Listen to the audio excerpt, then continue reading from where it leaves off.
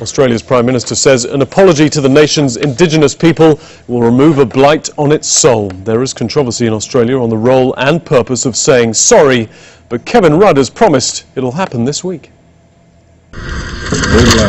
In 2 days, Australian Aborigines will hear the word they've been waiting for decades. Hundreds of people are descending on the nation's capital city, Canberra, to mount an Aboriginal tent embassy on a site traditionally known for Indigenous protest. And now they'll hear the voice of our people.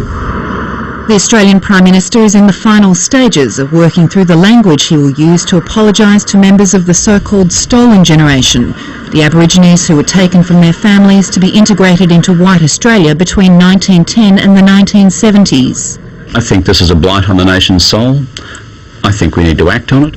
The newly elected Australian Labor government built its November campaign around such an apology and said it will be made to those who were taken, their descendants and their families, and will acknowledge past mistreatment of Aborigines. It will be like breathing a breath of fresh air into the Aboriginal community and the Aboriginal nation. Momentum for an official recognition of the impact of the policy has been building since 2000, when hundreds of thousands of Australians marched for reconciliation. The challenge for us, who are non-Indigenous Australians, is to ask one very simple question. What if that was me? How would I feel? Many feel the official apology will open the way to claims for financial compensation. The Australian Prime Minister says he will not establish a compensation fund, and any claims would have to go through the correct judicial procedure.